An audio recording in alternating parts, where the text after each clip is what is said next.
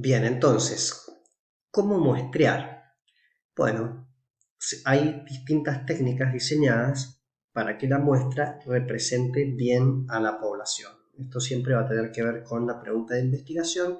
Volviendo al ejemplo del censo y la intención de voto en las elecciones, esta población de 5.000, perdón, esta muestra de 5.000 personas seleccionadas generalmente está diseñada para que represente diferentes grupos etarios, diferentes niveles educativos, diferentes niveles socioeconómicos, etc. En arqueología va a depender muchísimo de la pregunta, siempre la pregunta. Entonces vamos a ir viéndolo en su momento, caso a caso. No es un tema sencillo, pero sí tener en cuenta que hay diferentes técnicas para estar seguros de que la muestra represente bien a la población.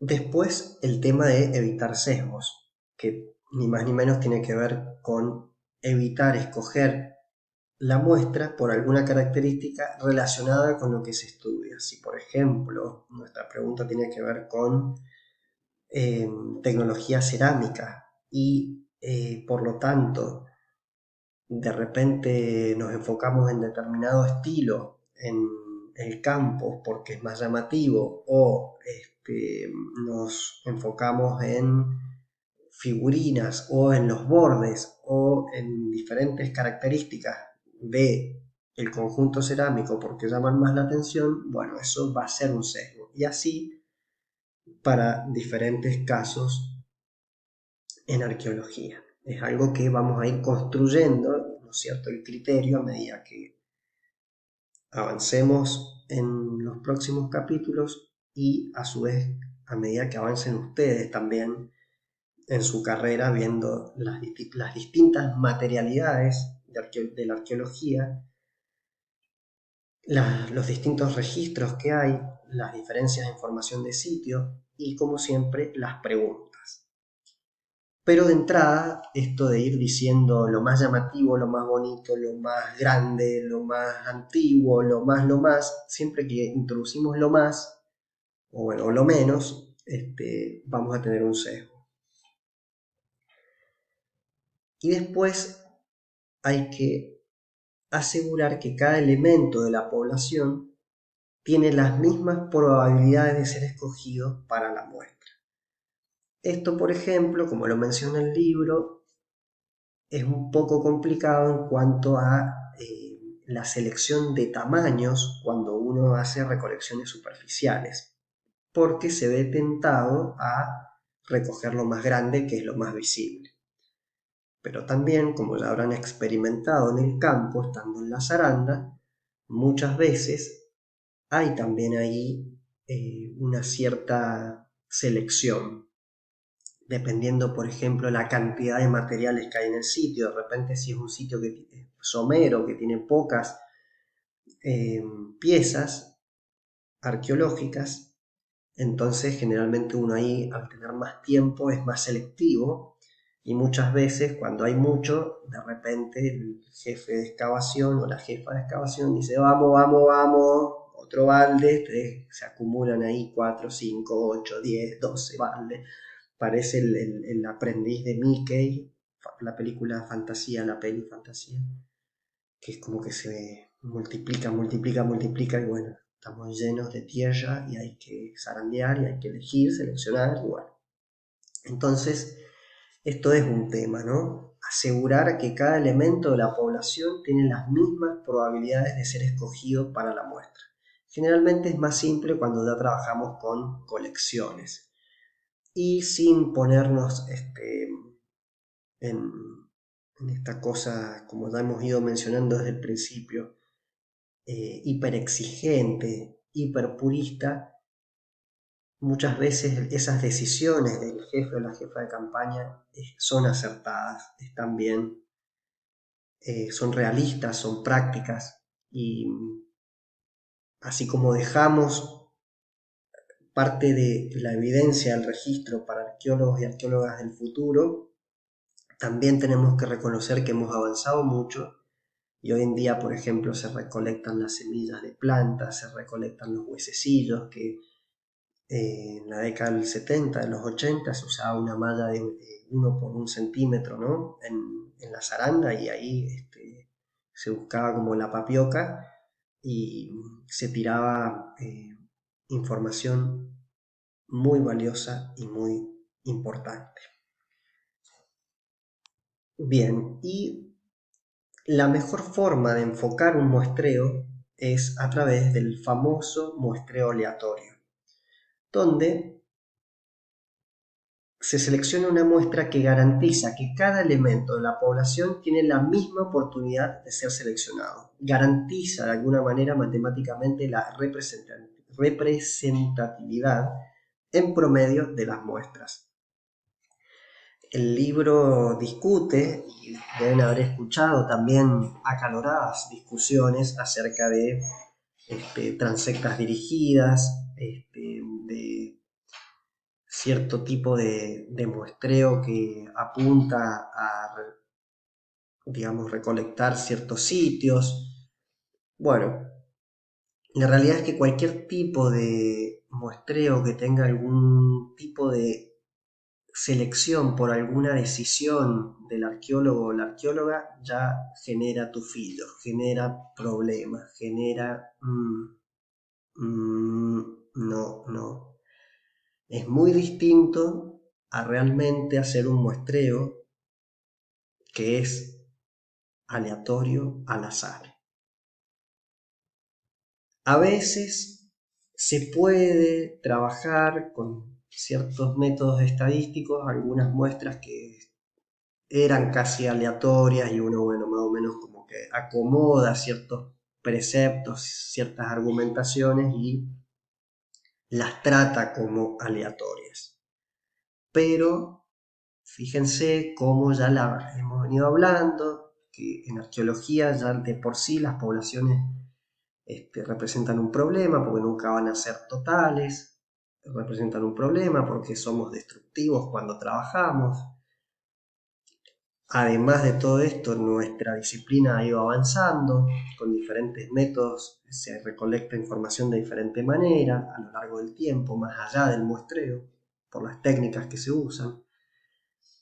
Entonces, una vez más, siempre, más allá de todos esos problemas, sería lindo, ¿no? Vamos a apelar al sentido estético, sería bello como práctica que incorporemos esta idea de hacer lo mejor posible, que sería un muestreo aleatorio que de alguna manera garantice que cada elemento que recolectamos representa a la población.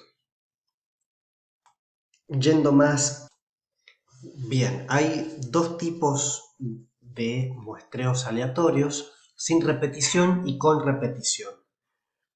Sin repetición, los elementos extraídos se descartan para la siguiente extracción,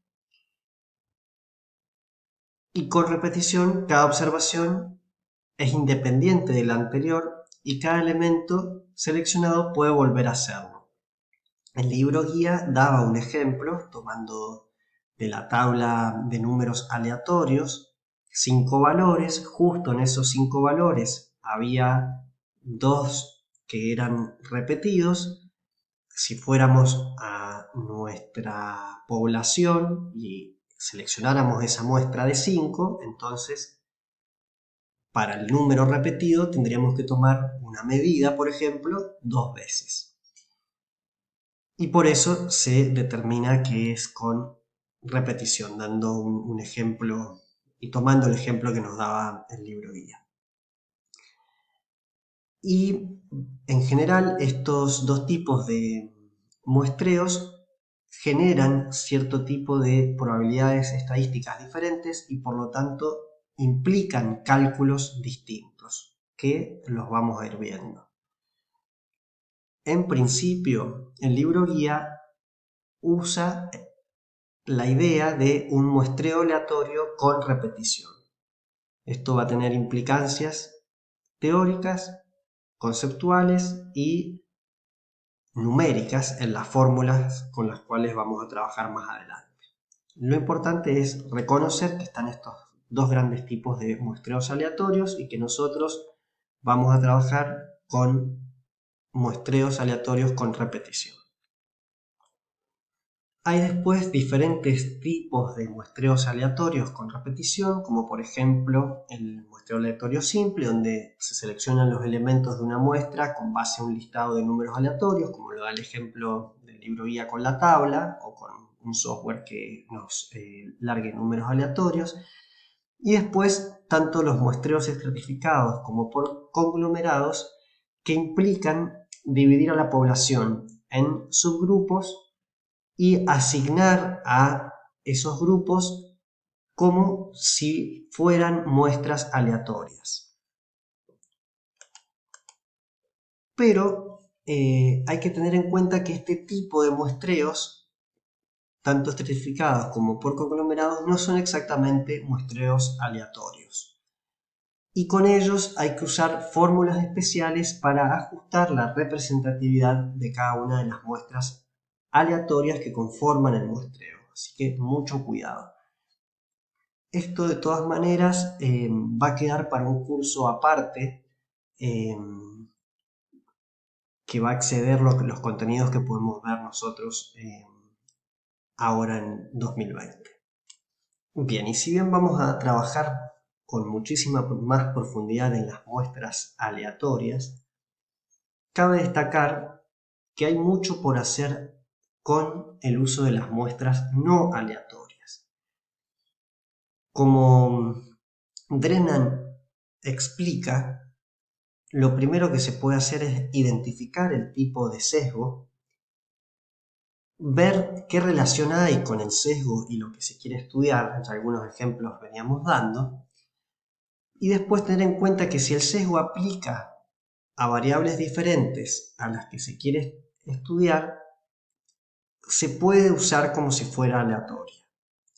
Esto quiere decir que tal vez, como está este ejemplo, uno escoge una muestra de tiestos, como habíamos hablado, privilegiando ciertos estilos, o en este caso el decorado, pero eso implica en parte que la muestra no está sesgada en cuanto al espesor y por lo tanto puede servir para estimar el promedio de espesores de los tiestos. Entonces, aunque haya habido sesgo para cierta categoría, eso no implica que podamos trabajar con esa muestra como si no hubiera tenido un problema de sesgo. Podemos trabajar con esa muestra como si fuera aleatoria. Por ejemplo, con este caso de variables numéricas, más allá de que se hayan tratado de piezas llamativas, etc. Por lo tanto, también, si hay varias muestras que están sesgadas similarmente, también podemos hacer análisis comparativos. Y para esto va a haber a continuación un ejercicio donde ustedes van a tener que evaluar qué decisiones tomarían con diferentes muestras no aleatorias, para hacer un ejercicio de criterio y sentido común por parte de ustedes para sacarle el jugo lo mejor posible a casos arqueológicos donde nos encontramos con este tipo de problemas.